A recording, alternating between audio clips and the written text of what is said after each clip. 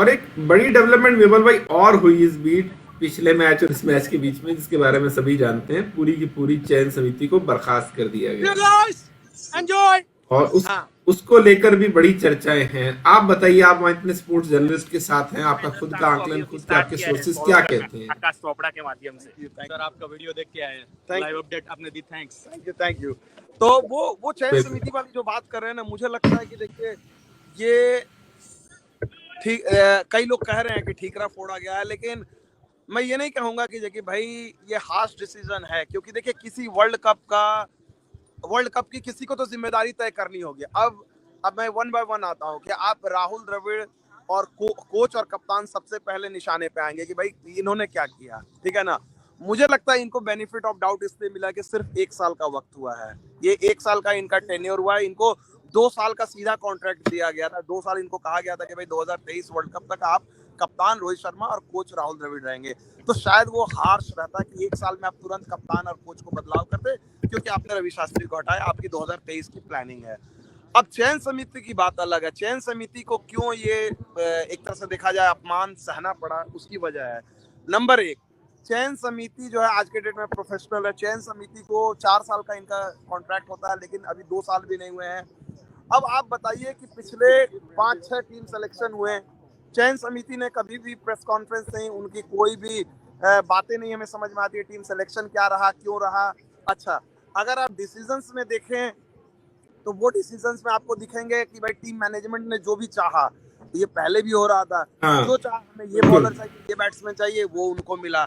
चयन समिति मुझे लगता है कि जैसे आपका हमारे कंट्री में जो सिस्टम है कि भाई आपके 3 धड़े हैं, विधायिका, न्यायपालिका और ये तीनों धड़े से चलता है। हाँ, तो उसमें बैलेंस होता है, संतुलन होता है कि भाई एक उससे देश में हमेशा संतुलन रहता है, कोई एक दूसरे पर हावी नहीं रहता पावर। उसी तरह क्रिकेट टीम में अगर आप देखा जाए तो चयन समिति का काम, चीफ सेलेक्टर का काम अलग होता है, कोच का काम अलग होता है, कप्तान का काम अलग होता है। क्यों? चयन समिति जो है, चयन समिति टैलेंट को देखती है, आइडेंटिफाई करती है, वो बोलती है कि भैया ये बेस्ट टैलेंट है, हमने दिया, ठीक है ना। कोच उस टीम को लेता है, कोच को कंसल्ट में बोले कि ठीक है ये तो आया, हमें ये पर्टिकुलर स्किल सेट वाले प्लेयर चाहिए, वो उनको ढूंढ के देते हैं। फिर जब ये टीम मिलती है, फिर कप्तान को जब टीम मिलती है, तो कप्तान 15 के खिलाड़ी है, तो कप्तान वो फैसला लेता है कि इन 15 में से 11 ये होंगे, इस कंडीशंस के हिसाब से ये बैटिंग ऑर्डर होगा, क्योंकि अल्टीमेटली जीत और हार कप्तान के सर पे जाती है। अब यहाँ पर क्या होता है कि भाई चयन समिति, अब चूंकि उतने प्रभावशाली चयन समिति नहीं थी, बोलना नहीं चाहते थे, तो उनको अगर कहा गया टीम मैनेजमेंट, और जाहिर सी बात है अगर मैं भी टीम मैनेजमेंट हूँ, मैं अगर तो विमल भाई, मेरा माफ कीजिए आपको रोक रहा हूं, मेरा यही तो सवाल था कि अगर जो चयन समिति है वो टीम मैनेजमेंट के कहने पर ही बेसिकली खिलाड़ियों को मोटे तौर पर जो चाह रहे हैं वही दे रही है, तो फिर इसमें चयन समिति की गलती क्या है? क्या उनकी बर्खास्तगी के पीछे यही वजह है कि आपने स्पाइन क्यों नहीं दिखाया, आपने रीढ़ क्यों नहीं दिखाई, अपने स्तर पर फैसले क्यों नहीं ली? बिल्कुल, वो चीज तो होगी ना। वो देखिए, मैं अगर टीम मैनेजमेंट हूँ, मैं तो चाहूंगा हूँ, मैं अगर रवि शास्त्री और विराट कोहली थे, वो भी एमएसके प्रसाद से यही चीज कहते थे, कोई भी चयन समिति हो, महेंद्र सिंह धोनी भी थे, तो भी वो चयन समिति से चाहते थे कि भाई उनको टीम मिले। हर कप्तान और हर कोच चाहता है कि उसको सिलेक्टर्स पूरा सपोर्ट करो, वो जरूरी होता है, लेकिन सपोर्ट का मतलब ये नहीं है कि आप हर बात में हाँ मिलाएं। जो इंडिया की जो बेस्ट टीम रही है, कोचेस और कप्तान में एक जो बोलते हैं कि एक हेल्दी डिफरेंस रहता है, जो कि जॉन राइट और सौरव गांगुली की टीम में था। धोनी के टाइम में डंकन फ्लेचर पूरी तरह से हाँ में हाँ मिलाते थे, तो हमें वैसे नतीजे नहीं मिले। गैरी कस्टन के साथ और धोनी के साथ हेल्दी रेस्पेक्ट था। चयन समिति के भी आप देखिए, इंडिया ने कब अच्छा किया है। दिलीप वेंगसरकर 2007 में चयन समिति के चेयरमैन थे, अपने डिसीजंस लेते थे, वो तुरंत अग्री नहीं होते थे सीनियर्स के साथ कि भाई उन्हें किसी ने कुछ कह दिया, वो अपने कंसल्ट वो जरूर करते थे। उन्होंने सचिन तेंदुलकर से कंसल्ट किया कि भाई कप्तान किसको बनाया जाए 2007 वर्ल्ड कप के लिए। सचिन ने कहा कि नहीं, धोनी में अच्छा है दम। दिलीप वेंगसरकर ने वीरेंद्र सहवाग, युवराज सिंह, हरभजन सिंह की दावेदारी को छोड़कर महेंद्र सिंह धोनी पर दावा खेला। ये तो ये लोग बात नहीं करते, लेकिन वो चयन समिति की एक सोच थी ना, दिलीप वेंगसरकर की वो सोच थी। जब विराट कोहली ऑस्ट्रेलिया में गए ए टीम के साथ, एक पूरे दौरे पर वो गए, दिलीप वेंगसरकर सिर्फ एक मैच देखने गए थे, ये 2006 की बात है, 2006 का दौरा था, और वो दिलीप वेंगसरकर ने वो मैच देखा विराट कोहली का, और उन्होंने कहा कि ये लड़का इंडिया खेलेगा, उन्होंने पिक किया।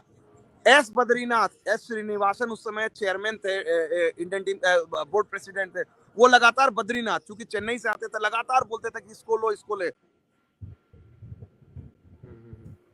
दिलीप वेंगसरकर ने कहा कि नहीं भैया, और उसके चलते दिलीप वेंगसरकर की नौकरी भी गई। दिलीप वेंगसरकर को हटाया भी गया क्योंकि उन्होंने बद्रीनाथ, उन्होंने विराट कोहली को तवज्जो दी। और आज देखिए विराट कोहली कहाँ है। तो सिलेक्टर्स, अगर आप देखोगे सिलेक्टर एज ए सिलेक्टर आपको ऐसे बोल्ड इसे, हाँ ठीक है, जरूरी नहीं है आपके हर फैसले, लेकिन कुछ फैसले तो आपके ऐसे हों जो आप एकदम चौड़े होकर बोले कि हाँ भाई ये चीज हमने किया। अगर इस सिलेक्शन कमेटी की अगर आप देखा जाए तो कहां से आप किस प्लेयर के बारे में बोलेंगे? हार्दिक पांड्या पुराने सिलेक्शन कमेटी की खोज है, ऋषभ पंत पुराने सिलेक्शन कमेटी की खोज है। तो आप ऐसे एक दो खिलाड़ी, आप आउटस्टैंडिंग खिलाड़ी, हाँ अर्शदीप सिंह को आप कह सकते हो, अर्शदीप सिंह अच्छा, वहां पर भी अगर सिलेक्शन कमेटी में भी देखा जाए तो सिलेक्टर्स का क्या कॉन्ट्रीब्यूशन? राहुल द्रविड़ ने कोच के तौर पे इंडिया ए और अंडर-19 के कोच थे, उन्होंने कहा शुभमन गिल को लाओ, टैलेंट है, शुभमन गिल को बैक करते हैं, वहां चयन समिति का रोल नहीं है। अर्शदीप सिंह, राहुल द्रविड़ का डिसीजन। तो ये ज्यादातर जो यंगस्टर है वो तो राहुल द्रविड़ की चीजों से आ रहे हैं।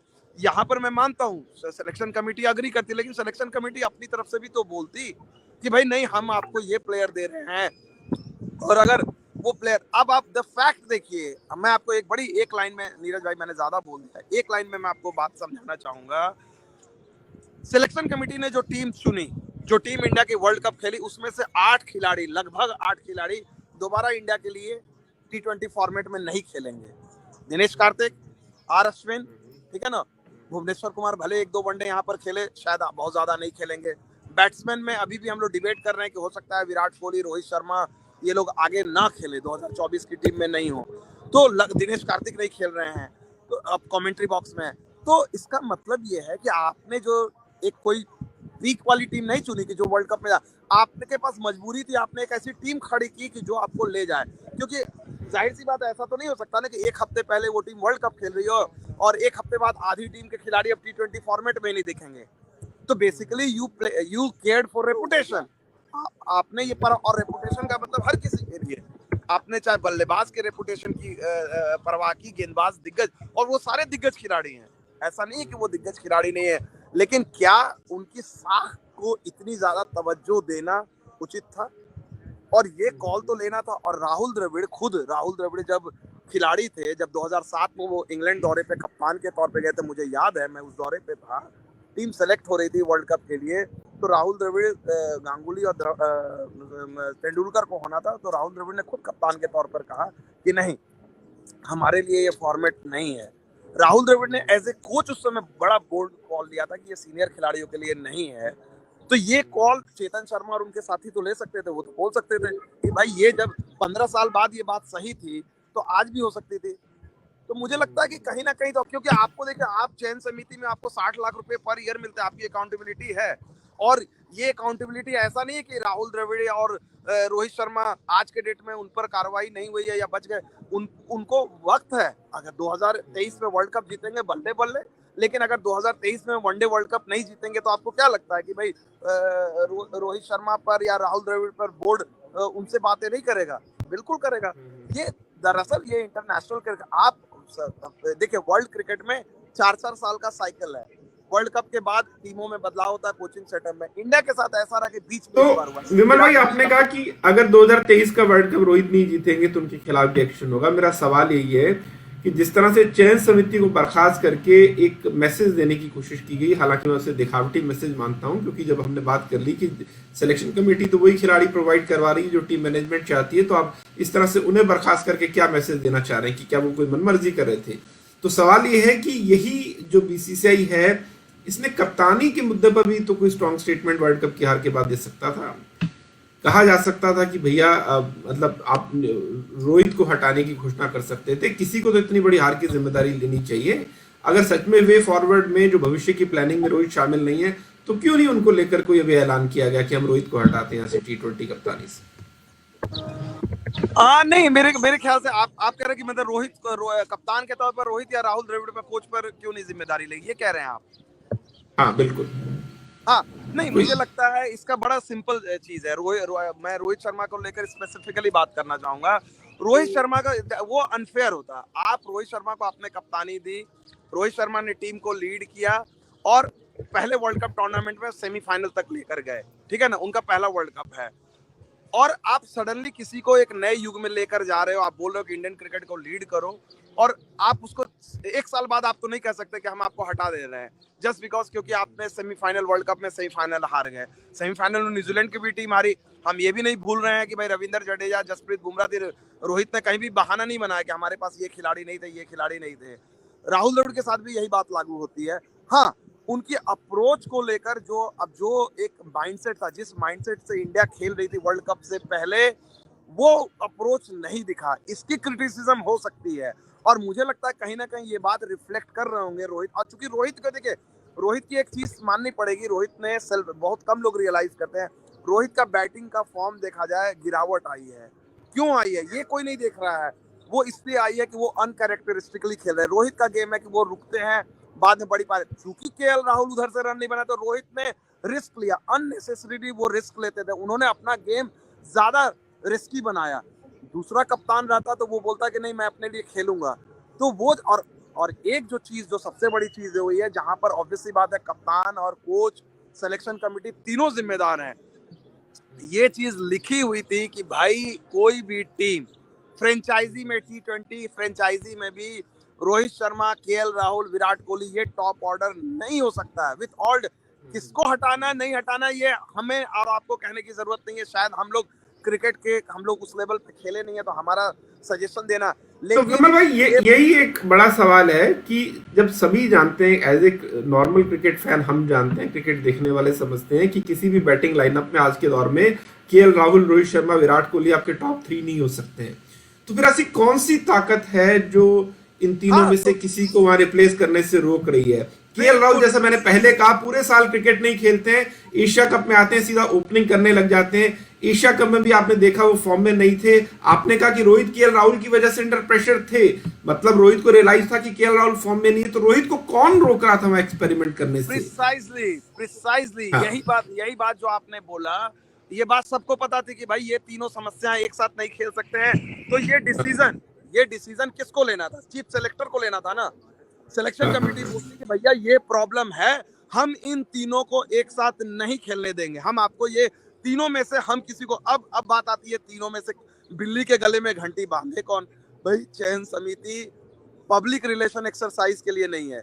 चयन समिति इसलिए नहीं है कि आप रोहित की नजर में या केएल की नजर में या विराट की नजर में बुरे बने। आपको बोल्ड कॉल लेने पड़ेंगे। संदीप पाटिल ने सचिन तेंदुलकर की रेपुटेशन की परवाह नहीं की। वो संदीप पाटिल जो मुंबई से आते, सचिन तेंदुलकर को जैसे लगा, संदीप पाटिल ने उनको आखिरी सीरीज में कहा, पाकिस्तान के साथ सचिन तेंदुलकर खेलना चाहते थे वनडे सीरीज, उन्होंने कहा ये आपकी आखिरी सीरीज है, हम आगे मूव करना चाहते हैं। तेंदुलकर को गुस्सा आया, आने तेंदुलकर उस सीरीज में तैयारी कर रहे थे, तेंदुलकर ने बोला मैं वनडे क्रिकेट नहीं खेलूंगा।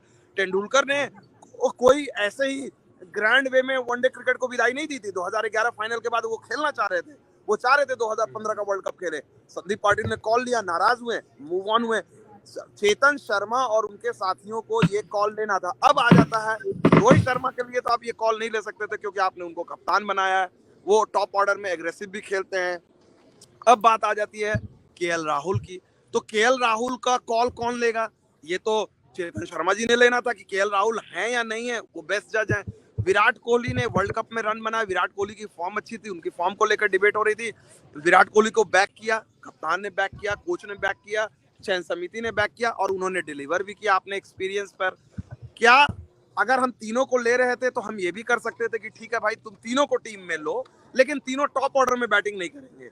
ऋषभ पंत खेलेगा लेफ्ट हैंडर के तौर पे, ऊपर में रोहित शर्मा के साथ ऋषभ पंत जाएगा। रोहित शर्मा को तो ये कॉल, तो ये अगर आप टीम में सेलेक्ट भी कर रहे हो तीनों को, आपको तो ये कहना था चयन समिति को, ठीक है आपके हम खिलाड़ी दे रहे हैं लेकिन ये तीनों नहीं खेल सकते, क्योंकि यही प्रॉब्लम थी। अब अगर तो विमल भाई थोड़ी कड़वी बात है, लेकिन मुझे कभी कभी ऐसा लगता है कि टीम इंडिया के कुछ दिग्गज खिलाड़ी, नाम तो हमने ले ही लिए, उनको लग रहा है कि अगर उन्होंने अपना टॉप स्लॉट छोड़ा किसी युवा खिलाड़ी के लिए और अगर आते ही वो 2-3 मैच में रन बना गया तो फिर हमारी जगह नहीं बनेगी। अगर मैं केएल राहुल को, आपने कहा कि अगर ऋषभ पंत केएल राहुल की जगह ओपनिंग पर आ जाए तो फिर केएल राहुल की मिडिल ऑर्डर में तो जगह बनी नहीं है, वो तो सीधा टीम से बाहर हो जाएंगे। नहीं, अब यहाँ पर मैं इसी चीज पे मैं आता हूँ। आपने बिल्कुल सही बात है, मैं भी प्लेयर हूँ, मैं आज के डेट में इंडिया के लिए खेल रहा हूँ, व्हाइट बॉल खेल रहा हूँ, मैं भी बोलूंगा कि मैं ओपन, हर कोई ओपन करना चाहता है, क्योंकि आपको ओपनिंग में सबसे ज्यादा रन बनाने का मौका मिलता है। सचिन तेंदुलकर भी ओपन करना चाहते थे, वीरेंद्र सहवाग भी ओपन करना चाहते थे, सौरव गांगुली भी ओपन करना चाहते थे, गौतम गंभीर प्योर ओपनर थे। 2011 के वर्ल्ड कप में उनको तीसरे नंबर पे खेलना पड़ा। क्यों? क्योंकि तेंदुलकर और सहवाग अपनी जगह नहीं छोड़ना चाहते थे। तो ये तो हर समय हर युग में होता रहा है, दरअसल हम भूल जाते हैं। रॉबिन उथप्पा के साथ भी ये हुआ, वो मिडिल ऑर्डर में खेले, ओपनर थे। कई ऐसे, हिंदुस्तान में एक बड़ी विडंबना है, जब टेस्ट मैच की बात आती है, चैलेंजिंग कंडीशन है, तो मिडिल ऑर्डर के बैट्समैन, चाहे वो वीवीएस लक्ष्मण हो, एमएसके प्रसाद हो, ये हो वो, उसको ओपनर बना दिया जाता है। लेकिन वनडे क्रिकेट की बिल्कुल। बात आती है, व्हाइट बॉल की आती है, तो वो जो मिडिल ऑर्डर वाला बैट्समैन है वो ओपनर बन जाता है और ओपनर मिडिल ऑर्डर में खेलता है। ये त्रासदी है किसी एक इंडिविजुअल। तो यहाँ पर तो अगर कोई खिलाड़ी और बोलता है इसी से विमल भाई, इसी से जुड़ा दूसरा सवाल मेरा ये था कि रोहित शर्मा लगातार ये कहते रह गए कि हम अपना टेम्पलेट बदल रहे हैं। आप ही ने भी इस चर्चा में कहा कि वो उनका स्वाभाविक खेल नहीं था, फिर भी वो तेज खेलने की कोशिश कर रहे थे, इसलिए वो आउट भी हुए या उन पर प्रेशर था। तो लोग यही कह रहे हैं कि भैया आपका जब स्वाभाविक खेल नहीं है तेज खेलना, आते ही तेज खेलना, तो जो पृथ्वी शॉ जैसे खिलाड़ी जिनका स्वाभाविक खेल है कि वो पहली गेंद से मार सकते हैं, तो आप ये एफर्ट मत कीजिए ना। जो आदमी सहज तौर पर एक काम कर, आप उसको उस जगह पर आने दीजिए। तो क्या अगेन फिर वहां पर वो डर है कि वो आया, वो रन बना गया, तो फिर हमारी छुट्टी हो जाएगी। ये तो साफ, मतलब कहना नहीं चाहिए, लेकिन हाँ ये तो साफ सभी को समझ में आ रहा है कि आप, क्योंकि चेतन शर्मा से भी जब पूछा गया पृथ्वी शॉ पर, तो उन्होंने कहा उनका जब वक्त आएगा तो उनको भी टीम में जगह मिले। कब वक्त आएगा, क्या पैरामीटर है? पिछले 2 साल के परफॉर्मेंस आप डोमेस्टिक में देख लीजिए, T20 में देख लीजिए। जिस खिलाड़ी का 155 का स्ट्राइक रेट है, 132 के ऊपर का एवरेज है, आप उसको किस बिना पर टीम से बाहर रखें? बिल्कुल, आपकी बात बिल्कुल सही है। मैं अगर रोहित शर्मा हूँ और मैं सोचूंगा, चलिए मैंने 1 मिनट के लिए मान लिया मेरी बात, मैंने आपकी बात, आपके तर्क को मान लिया, मैं रोहित शर्मा हूँ, मैं पृथ्वी शॉ से इनसिक्योर हूँ, हो सकता हूँ, तो मेरे को, मेरे लिए ये कॉल कौन लेगा? मेरा बॉस कौन है? चेतन शर्मा है ना, सिलेक्शन कमेटी है ना, वो इंडिया के लिए टीम चुन रही है, वो लेकिन बोलेगी वो तो सिलेक्शन कमेटी कितनी इंडिपेंडेंट है विमल भाई, ये भी तो है। अगर वो सिलेक्शन तो आप कमेटी छोड़ दो ना। कठपुतली है, तो नहीं, है? इंडिपेंडेंट नहीं है तो आप क्यों हो? तब फिर इससे धक्के खाओ, आपको सैक किया जाएगा ना भाई। आप इसलिए हो क्योंकि आपको चुना इसलिए गया था कि क्योंकि आपको अपना दिमाग तो, नहीं लगाना। जिस तो, तरह राजनीति में होता है कि अगर आपको पता हो कि आपको मंत्री किसने बनाया, तो आप कल को मंत्री बन के उस आदमी के अगेंस्ट तो रिवोल्ट नहीं कर सकते, उसकी मर्जी के खिलाफ तो नहीं जा सकते ना। अगली बार आपको टिकट ही नहीं मिलेगा फिर। तो फिर तो देखिए, लाइफ में दो ही चीज मिलेगी। आप अगर आप सोच रहे हो कि आपको पैसे मिल रहे हैं और इज्जत नहीं, आपका, मेरा काम है, मैं अगर रिपोर्टर हूं, मैं जो देख रहा हूं, अगर मैं रिपोर्ट नहीं कर रहा हूं तो मैं इंजस्टिस कर रहा हूं। मैं हर चीज नहीं चाह सकता है। अगर मैं सिलेक्शन कमेटी का चेयरमैन हूं, मैं सिलेक्शन कमेटी में हूं, तो मेरे को वो डिसीजन लेंगे जो इंडियन क्रिकेट के इंटरेस्ट में होगा। विराट कोहली के इंटरेस्ट में, रोहित शर्मा के इंटरेस्ट में, केएल राहुल के इंटरेस्ट में, राहुल द्रविड़ के इंटरेस्ट में नहीं। मेरा इंटरेस्ट इंडियन क्रिकेट है, सिंपल सी बात है। इंडियन क्रिकेट को मेरे फैसले, और उसके लिए मुझे खड़े रहना, हो सकता है वो फैसले गलत हो तो मुझे ओन अप करना होगा, जो एक बोल्ड सेलेक्टर्स करते हैं। Chetan Sharma with all due respect और उनके साथी, मुझे लगता है कहीं ना कहीं खुद ही मायूस होंगे। देखिए, ये तो होना ही है ना, हार का ठीकरा बनेगा। आज के डेट में चेतन शर्मा जी ने क्यों नहीं कहा कि भाई बोर्ड को, आपको क्या होता, बोर्ड को बोलते कि भाई मैं सिलेक्शन को एक्सप्लेन करना चाह रहा हूँ, बोर्ड बोलता कि नहीं हम आपको, उनको बोलना चाहिए कि भैया मैं बोलना चाह रहा हूँ, मुझे बोलने नहीं है। 60-70 लाख 1 करोड़ का कॉन्ट्रैक्ट है, फेंक के आते, क्या दिक्कत थी? सिलेक्टर, आपको जो काम मिला, लेकिन विमल भाई, इतनी गैरत या इस तरह का स्टैंड तो वो आदमी ले सकता है ना जिसको पता हो कि मेरे पास 10 विकल्प और भी मौजूद हैं। अगर आप सचिन तेंदुलकर, वीरेंद्र सहवाग जैसे स्ट्रेचर के खिलाड़ी को सपोज चयन समिति में सेलेक्टर बनाए, अगर उसके ऊपर दबाव डालेंगे तो कोई दबाव डाल ही नहीं सकता। डालेंगे तो छोड़ देंगे, क्योंकि उनको पता ना पैसे की कमी है ना पद की कमी है। लेकिन आप जानबूझकर ही चुनते ही उन खिलाड़ियों को हैं, उस दर्जे के खिलाड़ियों को हैं जिनका आपको पता अच्छे से कि ये तो बात मानेगा, इसको जो मिल गया ये इसके लिए बहुत बड़ी चीज है। और फिर वो बात मानता भी है, क्योंकि उसको पता है एक बार मुझे निकाल दिया तो फिर मुझे कहीं और कुछ काम मिलेगा नहीं। ये तो दुनिया को समझ में आ ही रहा है ना, इसमें कहाँ कोई बहुत बड़ा गणित है। नहीं, देखिए, पहले वाली सिचुएशन नहीं रही है भारतीय क्रिकेट में। ये शायद आज से 15-20 साल पहले ये बात लागू होती थी। आज के डेट में कोई भी सिलेक्टर हो, सिर्फ पेंशन के, बीसीसीआई के पेंशन से ठीक ठाक पैसे मिलते हैं, और कोई भी सिलेक्टर ऐसा नहीं है जो आईपीएल की कोचिंग में या फिर टीवी में कमेंट्री नहीं कर रहा है या फिर एक्सपर्ट नहीं है। तो वो पहले वाले हालत, किसी भी नाम को आप उठाकर देख लें, मुझे लगता है कि भाई आपको कहीं ना कहीं अपनी साख के साथ भी न्याय करना पड़ता है कि भाई मैं इंडियन क्रिकेट में हूँ, क्या मैं सिर्फ एक जॉब के लिए हूँ? मैं चुपचाप खामोशी, अगर मेरे साथ भी अगर कोई गलत हो रहा है तो मैं बोलूंगा कि नहीं? तो मुझे लगता है कहीं ना कहीं, और अगर अगर आज अब कल के दिन में चेतन शर्मा जी या उनके साथी आके मीडिया के सामने बोलते हैं कि ये हुआ, इतने देर तक आपको भाई हम तो देखते हैं न्यूजीलैंड के क्रिकेट में और ऑस्ट्रेलिया के क्रिकेट में अगर कोच के डिफरेंसेस होते हैं वो बोलते हैं कि नहीं ये सही है या गलत है, कोचेस छोड़ के जाते हैं, सेलेक्टर्स बीच में छोड़ के जाते हैं। अगर आप इंडियन क्रिकेट को सर्व करने के लिए आपको लगता है कि आपकी बात नहीं, मैं सिंपल सी चीज है जर्नलिज्म में, मैं अगर आया हूँ पत्रकारिता के लिए और मुझे लग रहा है कि मैं स्टोरीज जो भेज रहा हूँ एनबीटी में वो चल नहीं रही है, मुझे कोई दबाव दिया जा रहा है, तो मैं क्या करूंगा? मैं बोलूंगा मैं नहीं काम करूंगा यहाँ, या तो फिर मुझे पसंद हो इतनी। अरे विमल भाई, आप तो बड़े स्पोर्ट्स जर्नलिस्ट हैं, आप तो कह सकते हैं, लेकिन आपकी जगह अगर कोई छोटा मोटा जर्नलिस्ट हो जिसको नौकरी मिल गई, यही बड़ी बात है, वो इतनी गैरत नहीं दिखा सकता। वो कहेगा ठीक है अपना तो 30 तारीख को पैसे आ रहे हैं ना, मेरी स्टोरी नहीं चला रहे तो भी कोई दिक्कत नहीं। तो यही मैं बात कर रहा था आपसे। जोक्स अपार्ट, नहीं कहने का मतलब है कि देखिए, मतलब मुझे पूरी सिंपैथी है। मैं चेतन शर्मा जी मेरे बड़े अच्छे संबंध हैं, दोस्त हैं। देवाशीष मोहंती बहुत नेक इंसान हैं। सुनील जोशी बड़े अच्छे मित्र हैं क्रिकेट की, उनको अच्छी समझ है, सारी चीजें हैं। अभय कुरुविला, चेतन शर्मा जी और साथियों ने क्यों नहीं कहा कि भाई हमारा 5वां साथी कहाँ है? अभय कुरुविला बन के आए थे, उनका कॉन्फ्लिक्ट ऑफ इंटरेस्ट था। एक सेलेक्टर ही नहीं है, 1 साल से इंडियन क्रिकेट में ऐसा हुआ ही नहीं। 5 सिलेक्शन कमेटी होनी चाहिए, 4 पे चल रही है दुनिया भाई। 5 इसलिए होता था 3-2 से सिलेक्शन, तो 2-2 पे कब मामला फंस रहा होगा, वो टाई ब्रेकर कौन कर रहा था? तो चेतन शर्मा जी को एक बार बोलना चाहिए था ना बोर्ड को कि भाई देखो, एक सिलेक्टर तो दो, हमारा काम बढ़ रहा है, हमारी ओपिनियन नहीं आ रहे हैं।